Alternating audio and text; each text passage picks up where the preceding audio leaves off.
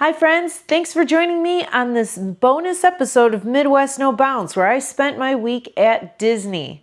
So let's get going.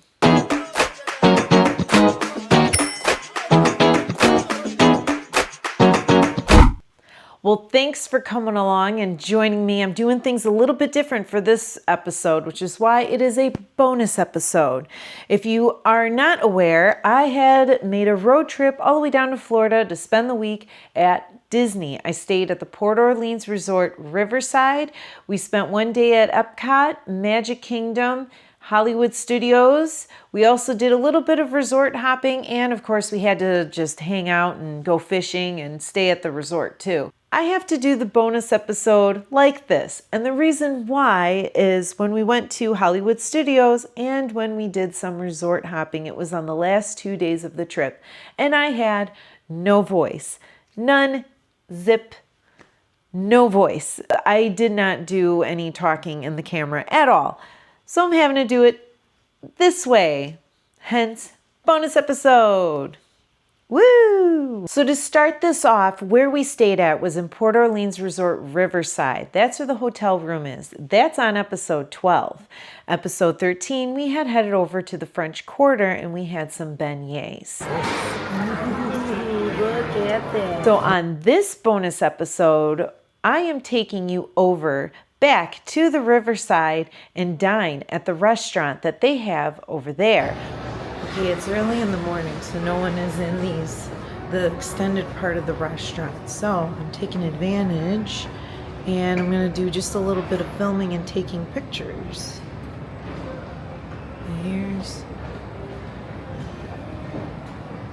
Here's the dining hall, and then they got the menu here.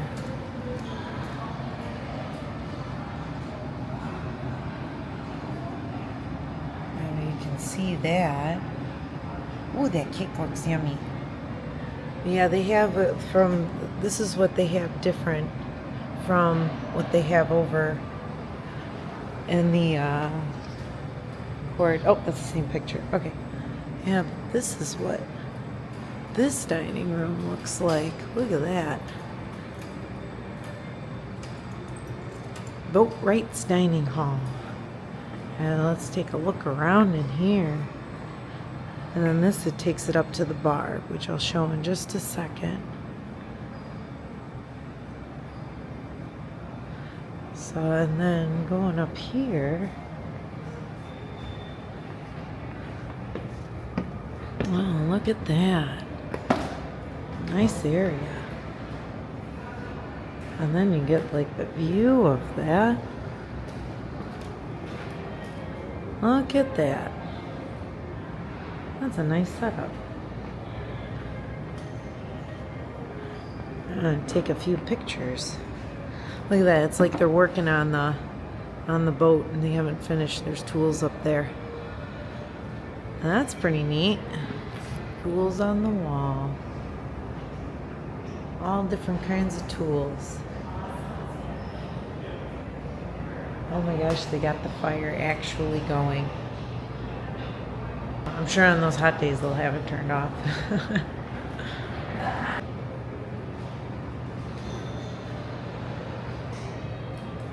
And they got more tools all over the wall. They're building the ship. That's what they're doing. They're building the ship. Let me get that point up higher. There we go. They are building the ship.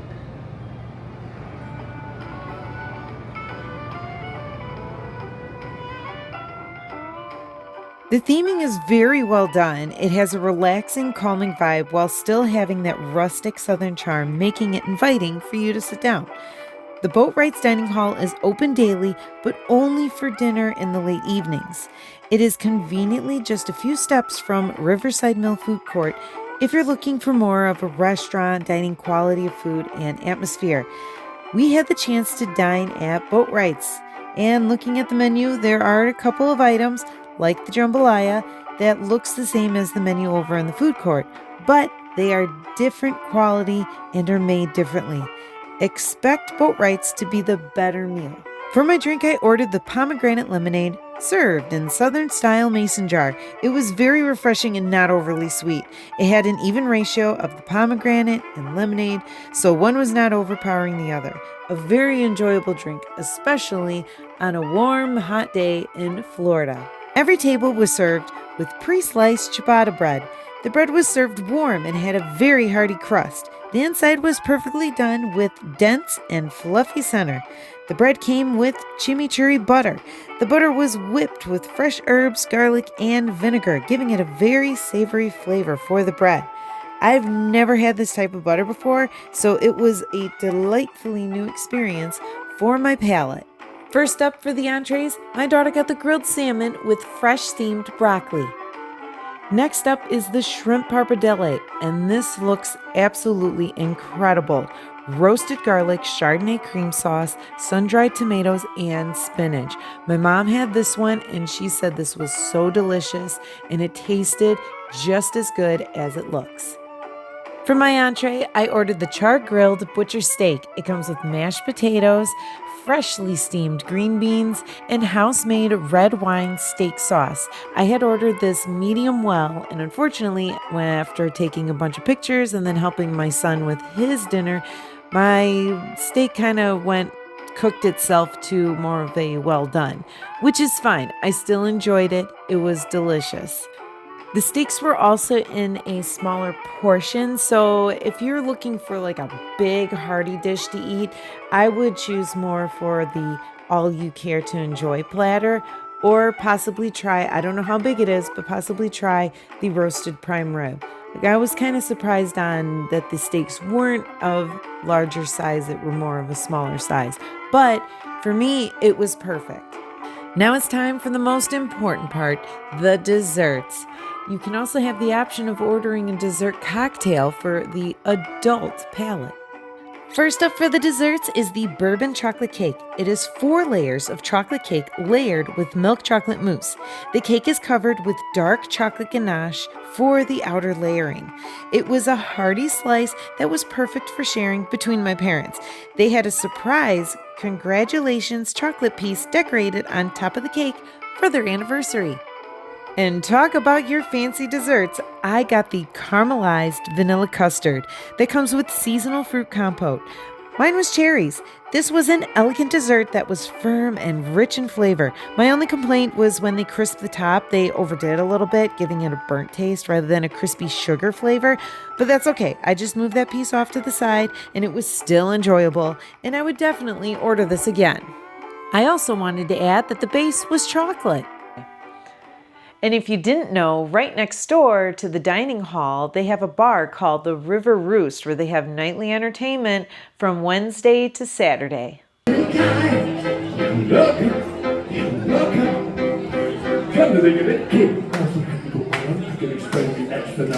This guy, the guy sitting down, he does just messing around. I can hear the lyrics, not in here, what's the big hours on the pressure rate? We're having to hear the skins, the matches of pictures, and look at them and they get it. We're going to be dabbing, hey. And I say, welcome for the wonderful world you know. What can I say? Welcome to the show.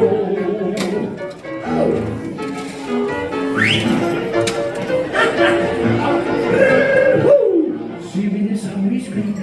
Somebody else's life. You cannot go in that bed. That's the thing to see. Just take a look around you, right here on the ocean floor. Such wonderful things around you. What more you looking for? Under the sea, sing it.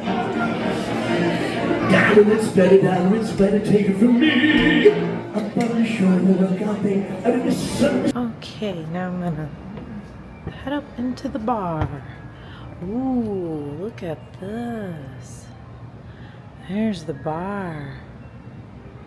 Very nice setup. And then it looks like they got some comfortable couches to sit on.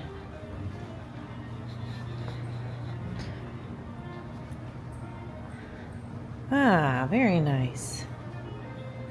Oh my gosh, and another fire going. It always amazes me when Florida has fires, because it's already hot enough.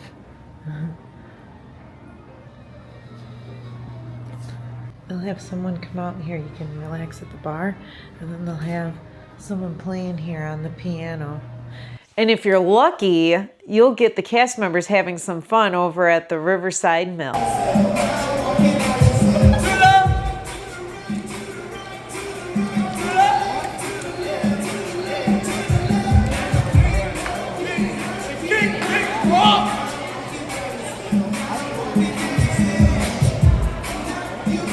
Now that's enough of Port Orleans. Let's head over to Hollywood Studios. When we were there, I really didn't take any video of when we were going on the rides. My son was all about seeing the characters.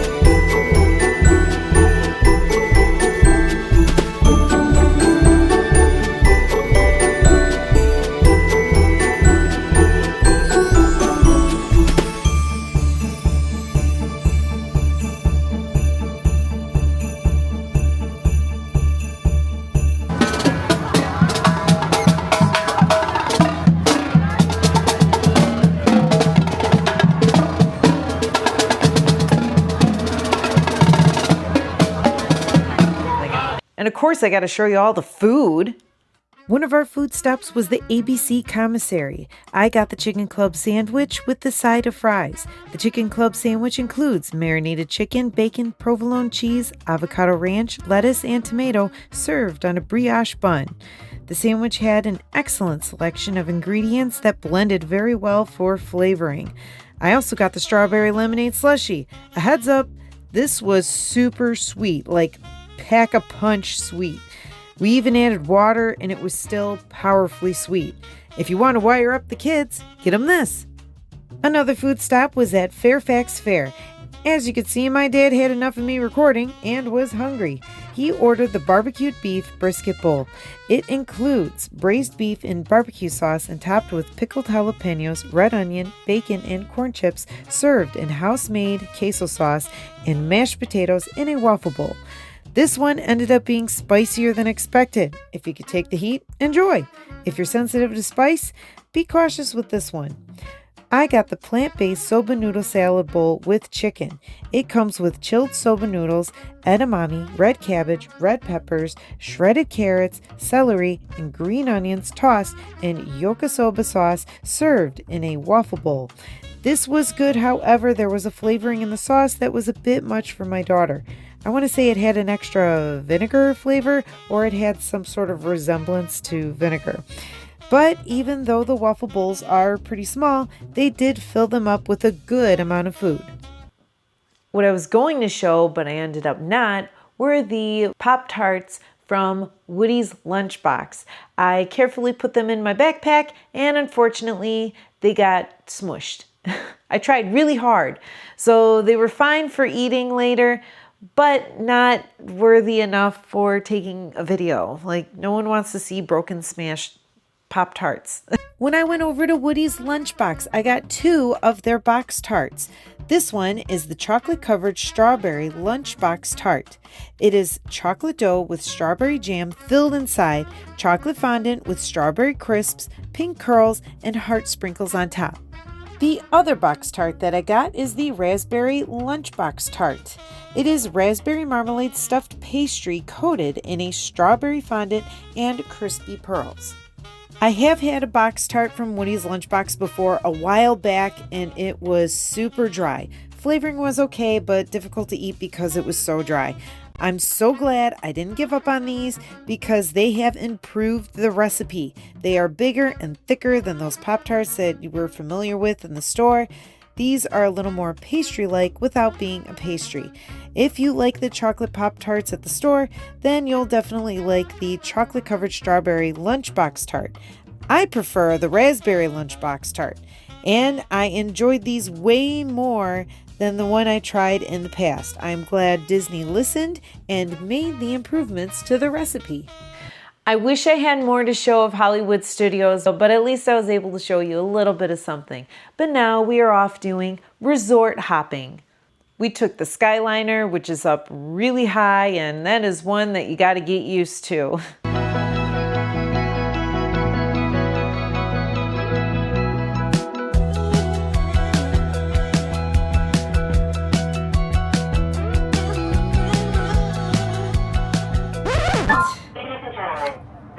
Skyliner has been temporarily delayed. Please remain seated. We will resume your flight as soon as possible. They hit the And we also took the monorail.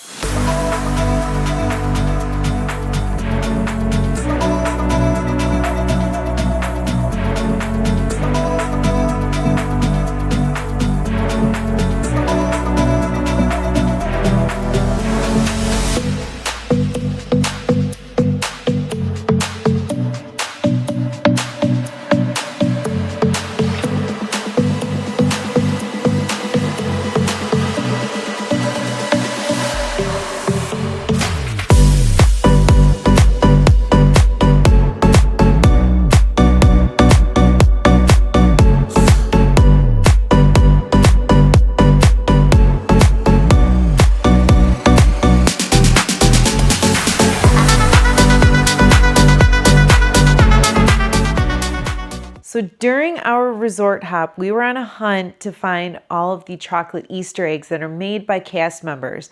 They're big and they're 100% chocolate, and they are really neat to see. One of the hosts for the chocolate Easter eggs was at the Contemporary Resort. There the cast members made the Muppets, all out of chocolate. And of course you got the glamorous Miss Piggy front and center. My only question though is, where's Gonzo?